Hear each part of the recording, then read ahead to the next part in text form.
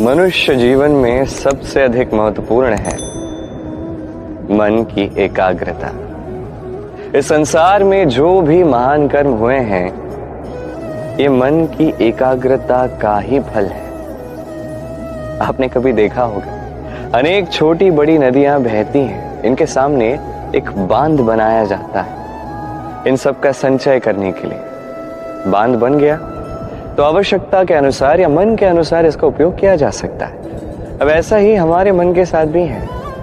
हमारे मन की एकाग्रता आज के समय में अनेक विकारों में, खेलों में, भोगों में बट चुकी है। इसे एकाग्र करना होगा, एक बांध बनाना होगा,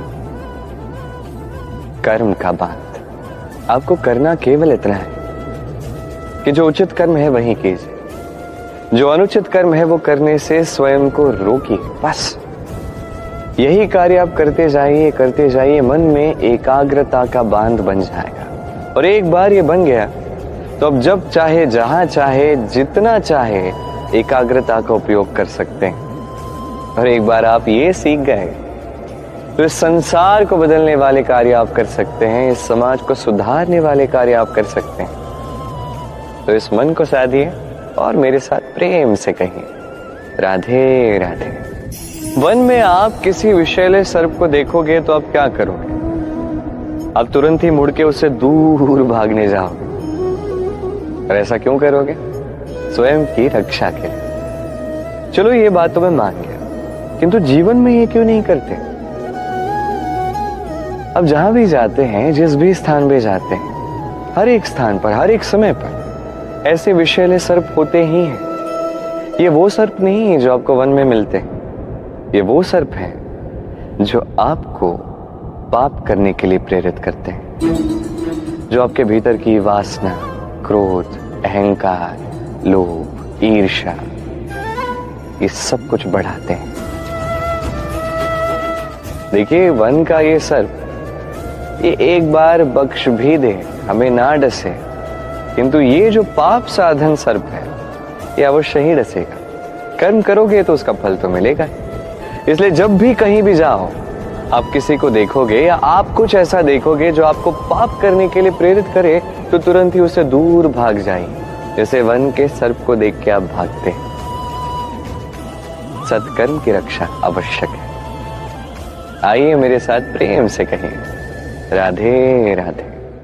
हम सभी फल खाते हैं, किंतु हमें वही फल प्रिय होते हैं जो परिपक्व होते हैं, जो नम्र हो जाते हैं और भी अधिक मीठे स्वादिष्ट हो जाते हैं, जिनका रंग खिल उठता है। ऐसे ही जीवन में हम अनेक मनुष्यों से मिलते हैं, किंतु वही मनुष्य हमारे मन को भाते हैं जो विनम्र होते हैं, जिनकी वाणी मीठी होती है, जिनके भीतर एक आत्मविश्वास का तेज, एक रंग सा दिखता है।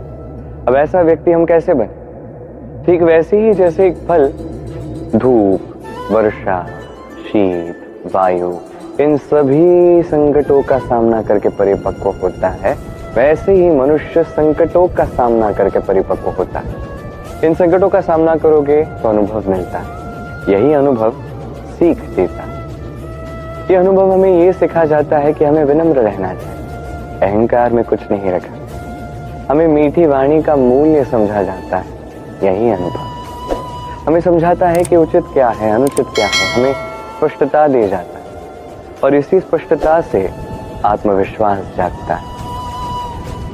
इसलिए जीवन में कभी भी संकटों से दूर ना भागे, उनका सामना करें, अनुभव प्राप्त करें, उनसे सीख प्राप्त करें, ऐसे ही आप परिपक्व हो।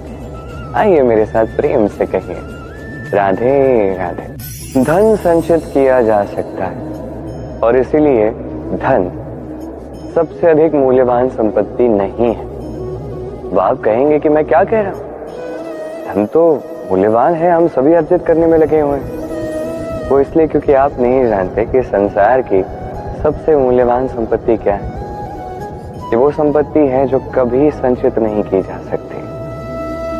आपके पास जितना भी धन हो, उससे आप स्वास्थ्य पा सकते हैं, घर पा सकते हैं, आदि इत्यादि, किंतु जितने भी धनी आप क्यों न हो जाए, बीते हुए कल का एक क्षण पुनः नहीं पा सकते।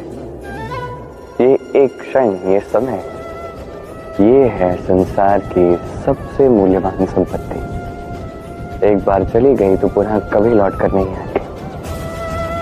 अब ये क्षण बीत क्यों ना जाए, इन स्मृतियों में हम पुनः उन्हें जी सकते हैं, उसका आनंद उठा सकते हैं, और जिसके साथ भी हमने समय व्यतीत किया उसकी स्मृतियों में भी हम सदैव जीवित रह सकते हैं।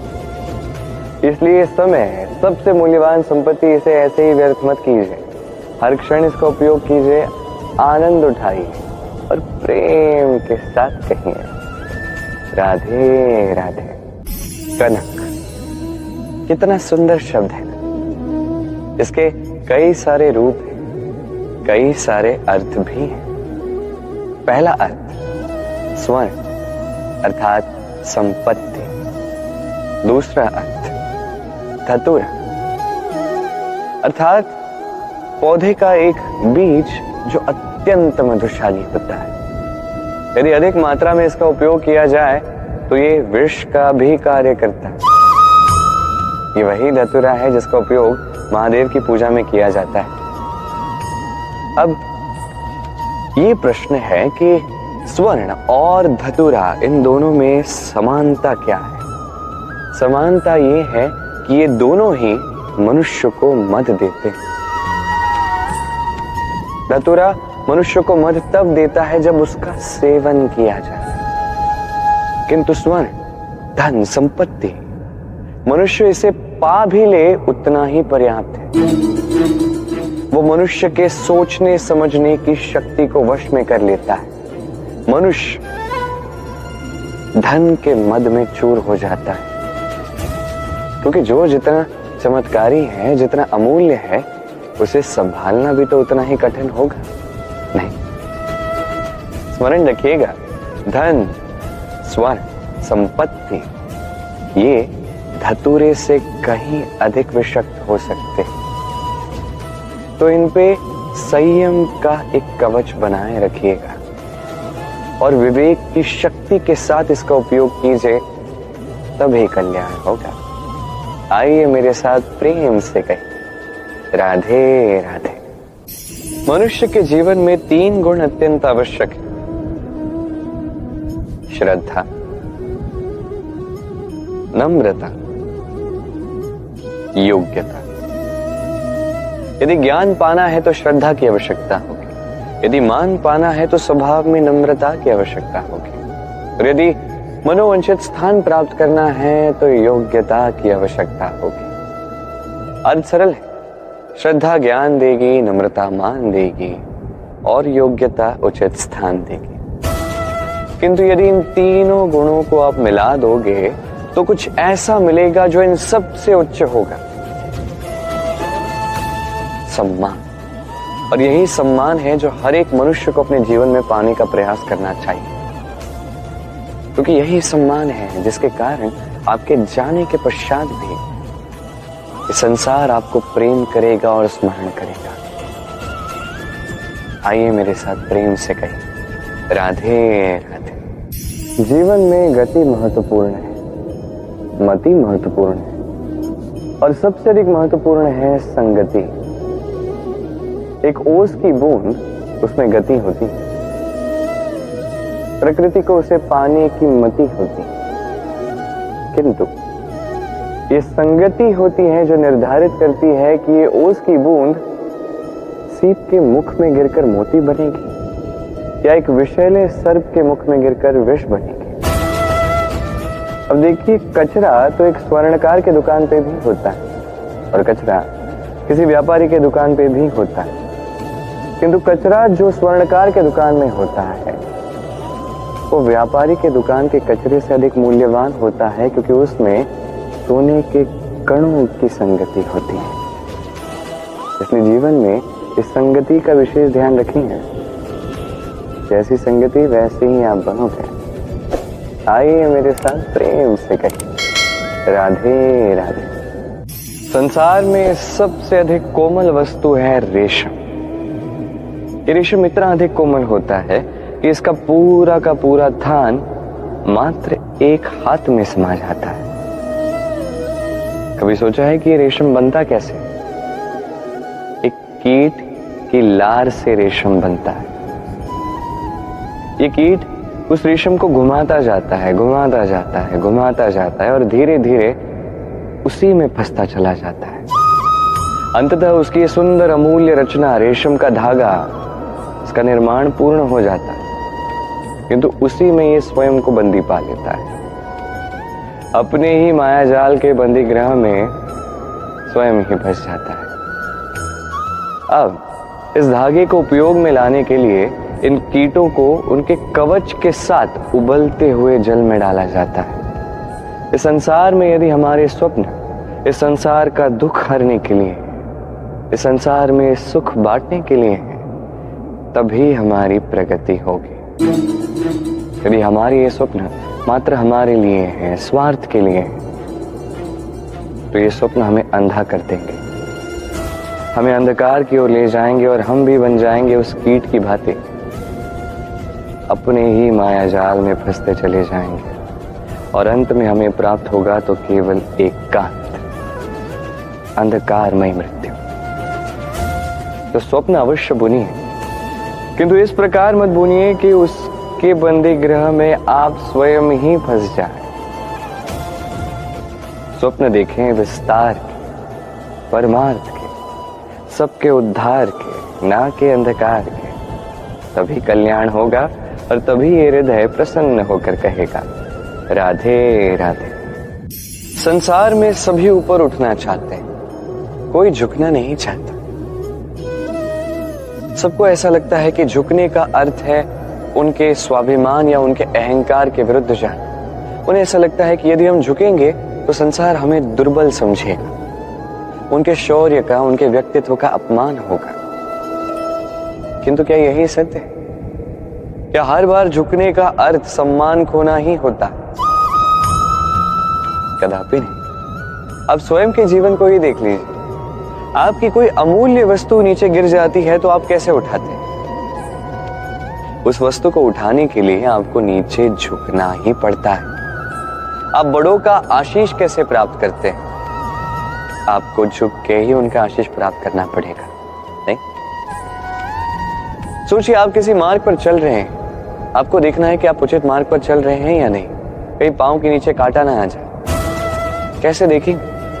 आपको शीश झुकाकर देखना ही पड़ेगा।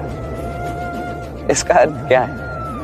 अर्थ सरल है। हर बार झुकना अनुचित नहीं है, सम्मान खोना तो कदापि नहीं है। परिस्थिति अनुसार और जहां आवश्यक हो उस समय यदि आप झुकना सीख गए तो आप बहुत कुछ पा सकते हैं। ज्ञान, मान, गुण, विश्वास।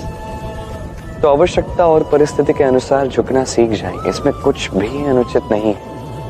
आत्मसम्मान अवश्य होना चाहिए, किंतु ये अहंकार में कभी बदलना नहीं चाहिए। इस बात का विशेष ध्यान रखिएगा और मेरे साथ प्रेम से कहिएगा राधे राधे। ज्ञान और घमंड, इन दोनों में संबंध क्या है?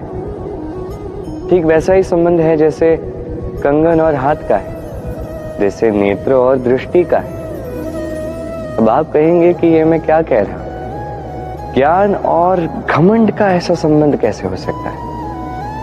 देखिए, जो व्यक्ति ज्ञानी है, जिसके पास ज्ञान है और वो जानता है कि उसके पास ज्ञान है, उसमें अपने आप ही घमंड आने लगता है। अब कुछ ही ज्ञानी ऐसे होते हैं जो अपने घमंड के विषय में ज्ञान प्राप्त कर पाते हैं। वास्तविक ज्ञानी तो वो होता है जो अपने ज्ञान का उपयोग करके घमंड को दूर करता है, उचित समय पे समझ जाता है, स्वयं में झांक कर ये बात समझ लेता है कि उसके भीतर अहंकार जाग रहा है और स्वयं को वहीं रोक देता है ताकि अहंकार के मार्ग पर वो आगे ना बढ़े।